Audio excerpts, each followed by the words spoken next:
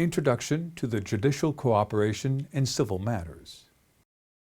Building bridges between the judicial systems in the EU. Over the past 17 years, an important development has taken place in the field of European law, which, however, remains largely unnoticed by legal practitioners. Private international law, or as it is called in the treaty, judicial cooperation in civil matters, has developed into an independent and separate field of European law. Since the Treaty of Amsterdam conferred competence to the European Union to legislate in the area of private international law, an important number of European legislative acts in this field have been adopted. As with other areas of European Union law, the instruments adopted in this field take precedence over the domestic laws of the member states and interlink with national law when it comes to establishing at union level common minimum procedural standards in specific legal areas. European private international law is of practical relevance for legal practitioners, judges, lawyers, notaries, and other legal professionals who are taking decisions about matters of civil and commercial law or are advising and acting for clients in such matters. The principles of free movement of goods, services, capital, and persons encourage the mobility of European citizens and the development of commercial activities throughout the European Union. As a result, legal practitioners find themselves increasingly faced with situations having cross-border implications and with problems and legal questions governed by EU law. Such situations can involve, for example, the fulfillment of contracts involving the delivery of goods and the provisions of services across the borders, legal issues relative to the movement of tourists and to traffic accidents abroad, questions relating to the acquisition and disposal of property, movable and immovable, by individuals and businesses in one or more member states of the European Union other than that in which they are based, and succession to the estates of individuals who have property in and connections with several member states. In the area of family law, also, multinational personal relationships are increasingly frequent,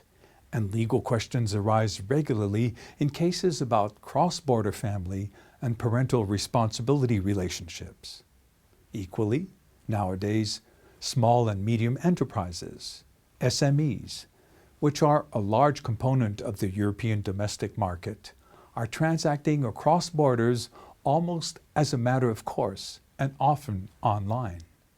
As a result, legal practitioners in the member states cannot afford not to keep abreast of the latest developments in this increasingly complex and significant area of European Union activity, towards a genuine European area of civil justice. The rules of judicial cooperation in civil matters are based on the presumption of the equal value, competence, and standing of the legal and judicial systems of the individual member states and of the judgments of their courts, and so on the principle of mutual trust in each other's courts and legal systems. The mutual recognition of the orders of courts of the member states is at the center of this principle, which also embraces the idea of the practice of cross-border collaboration between individual courts and court authorities. The importance of uniform rules in this field is to foster legal certainty and foreseeability in legal situations with cross-border implications. If each member state were to individually establish which law should apply to and which court should be competent in each cross-border legal relationship, and which judgments of which other member states were to be recognized, the result would be a lack of legal certainty for citizens and enterprises both in respect to jurisdiction and the applicable law. At the Tampere European Council on the 15th and 16th of October 1999, the Council had formulated the aim of the creation of a genuine European area of justice based on the principle that individuals and companies should not be prevented or discouraged from exercising their rights by incompatibilities between or complexities of judicial and administrative systems in the member states. The Council established as priorities for action in this area, in particular, better access to justice in Europe, mutual recognition of judicial decisions, and increased convergence in the field of civil law. The term judicial cooperation in civil matters originated first from the Maastricht Treaty, the Treaty on the European Union, which defined judicial cooperation in civil matters as a subject of common interest to the member states. With the Treaty of Amsterdam, this policy of cooperation, which had hitherto been solely directed at action to be taken by the member states, became a matter for legislative action by the institutions of the European Community. The Treaty of Lisbon refers explicitly to the principle of mutual recognition of judgments in civil matters, but left the legislative competence essentially untouched. Article 81 of the Treaty on the Functioning of the European Union sets out a comprehensive list of activities which may be the subject of legislation. Many of these are familiar from the contents of the earlier treaties,